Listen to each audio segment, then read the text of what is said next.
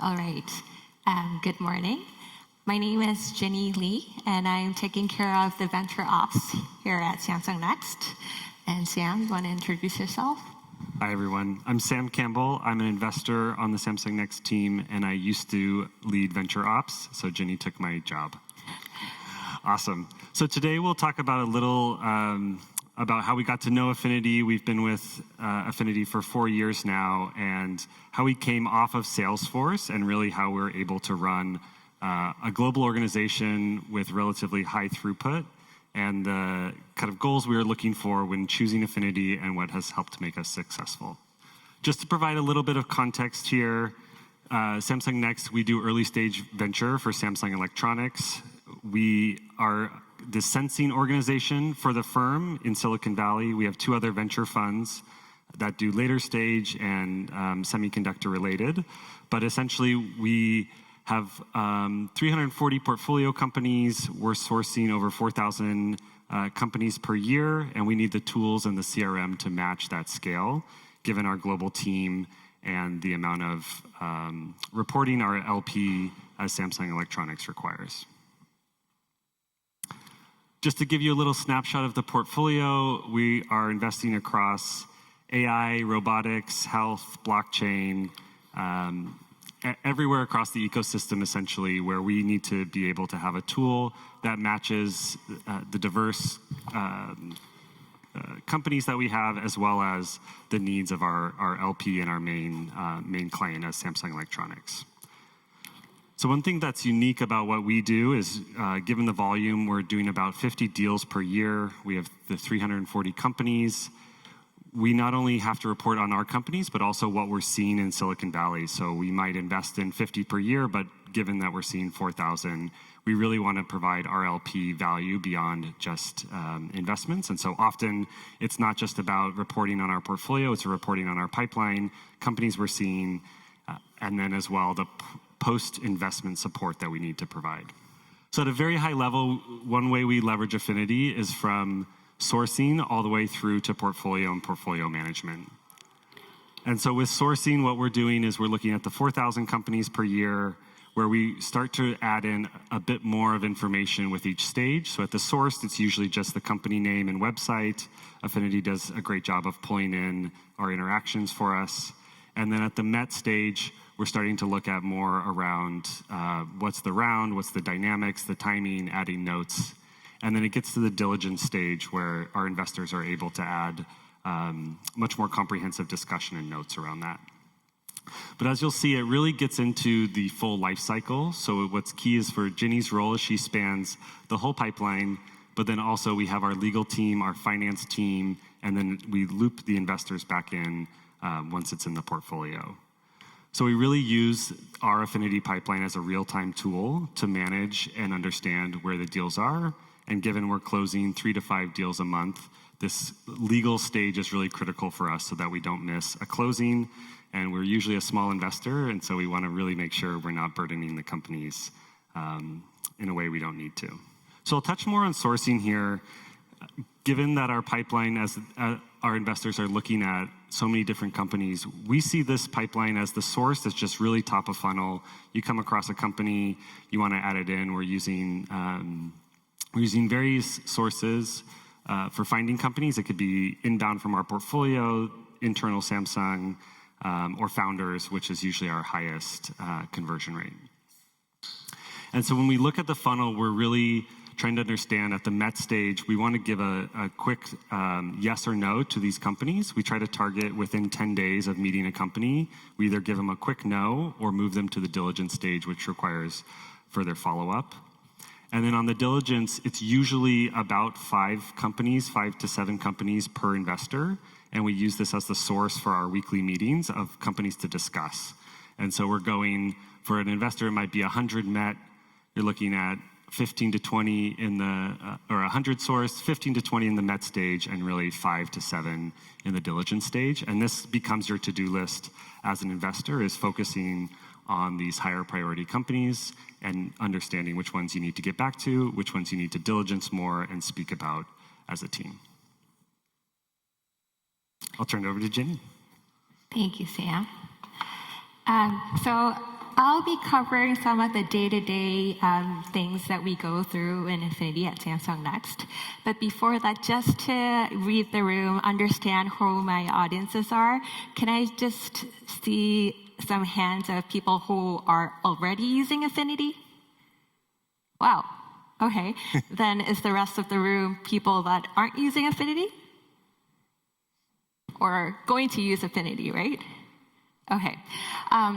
So Slack is something that we use on a daily basis at Next, and Slack is one of the most heavily used tools at Next. And so we are grateful that we were able to integrate Slack and Affinity so that we get the real-time updates of how our pipeline is moving along.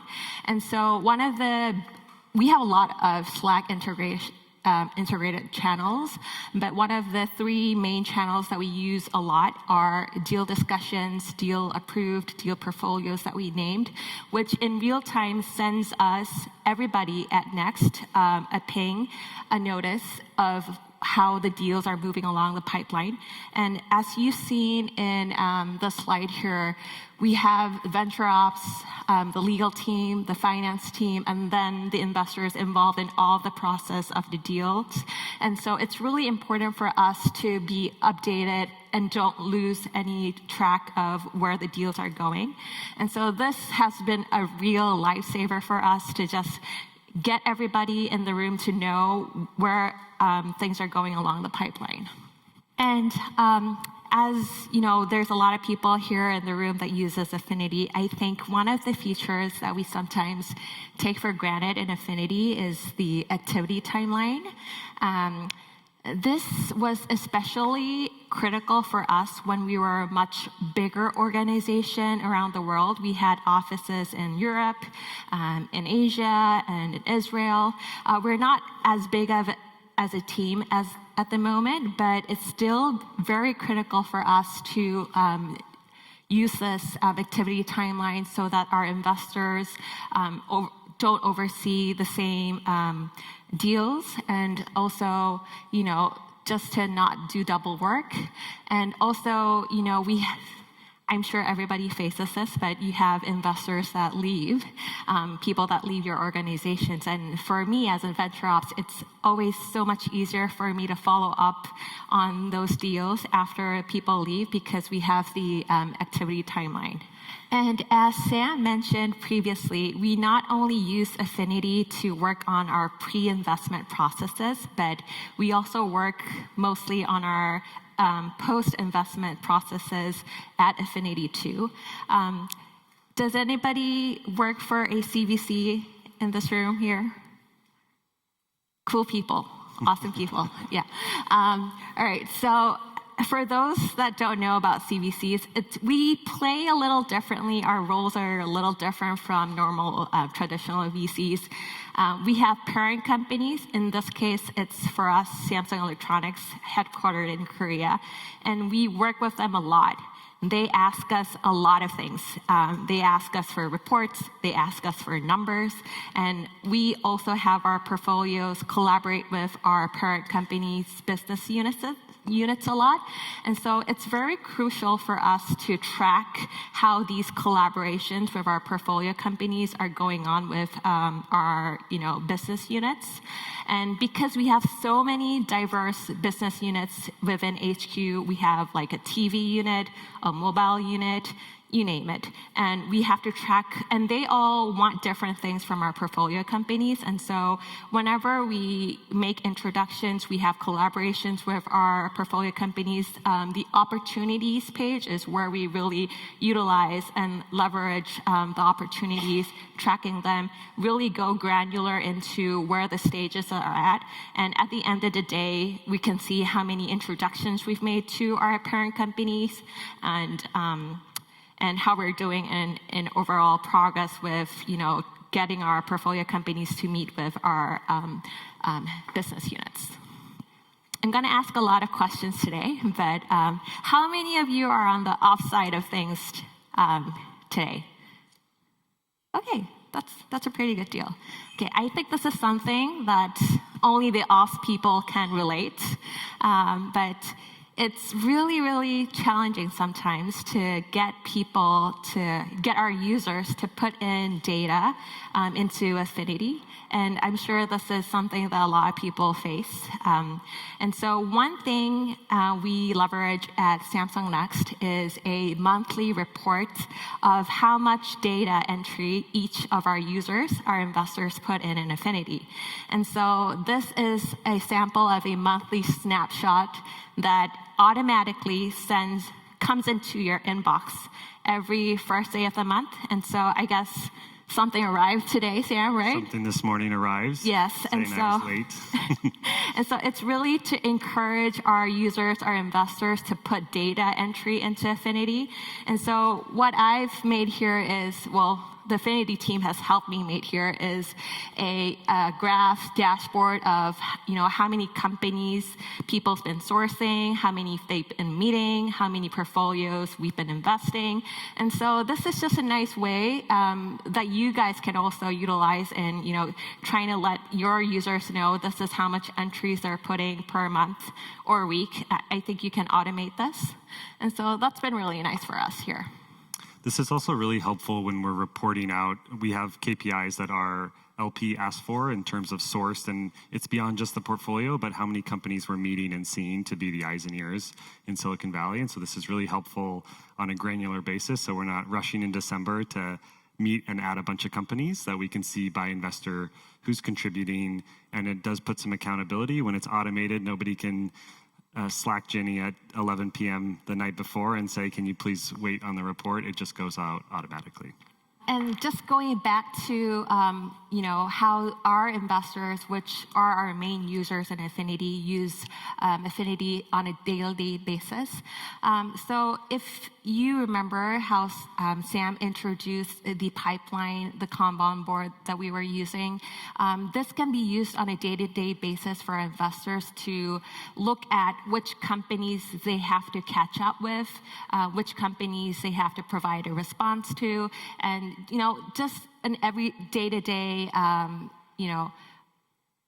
chart that helps them move along the day. And so maybe Sam, as an investor, you can explain more about how you utilize this? Absolutely. So one of the challenges we face when using Salesforce is it felt like it was just a data entry tool to track numbers that was very inefficient. And so what we tried to do with this pipeline was really make it a useful tool so that investors don't have a separate to-do list or separate notes, that they could live in Affinity. And this board was not only contributing to our overall data collection, but also was useful for them. And so as I mentioned, the source is really the highest level of companies that an investor will have, but we really want to move them through the pipeline. We had at one point looked at our responsive rate of our investors. So if you met the company, did you follow up within 10 days? And we were able to see that within Affinity. And so we were trying to pair this usefulness with the data collection aspect that we need to really make this somewhere where the investors want to leverage, they want to use this, not just as a reporting tool that they have to do every Friday afternoon to enter data. All right. Another feature that we really, really rely on at Next is the collaborator seats. So we have different teams at Samsung that we want to share our pipeline, we want to share our deals, we want to share our portfolios, but we don't want to get too much detail into what our rounds are about. And so we utilize the collaborator seats to share our deals with teams within Samsung, but are outside of Next. And so, before the collaborator seats, I remember that I had to make list of Excel sheets of our deals, pipelines every night, send them over, polish some of the information that we don't want to share. But then this does wonders because you just have to share out the list to a couple of people, and you can always control what you want to share and what you don't. All right. Also, another thing that we utilize a lot at Next here are the Affinity notes. And with AI note takers taking the scene today, I think we were very privileged as a team at Next to utilize a lot of different AI note taker tools like Granola, Otter, and we are also using Affinity Notes. One thing I have to say about the Affinity Notes is that it does a great translation plus summary of our Korean meetings. And so I was really surprised. So whenever I have a Korean meeting with any counterparts at Samsung in Korea, I always invite my Affinity note taker. And after the meeting, it does a wonderful job in summarizing and translating the Korean meetings to me after the meeting. And I understand that this is also available in Dutch, French, German, Japanese, Mandarin, Italian, Portuguese, Spanish, and Swedish. I don't know if you've had a chance to use it in these languages, but definitely I can say for Korean, it works like wonders. I remember back in the day, in my intern days, I had to translate all my meetings from English to Korean, Korean to English. It took me days, and I'm so jealous of the people now, the interns today, because they can just utilize this. What a way to save time, and thanks to Affinity for all this.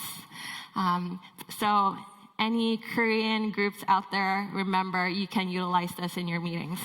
So last but not least, so coming from the offside, I want to wrap up with a few key takeaways, especially for those that are new to Affinity here. I always push Affinity to be our source of truth at Next because it helps me answer so many of the questions that we get from our parent company, but also like from elsewhere too. Some questions like, how many AI companies have you met in 2022? Or how many companies did you guys invest in the year span of 2023 and 2024? And it's always so much easier for me to just hop into Affinity and get those answers straight away instead of me like going back into rough data.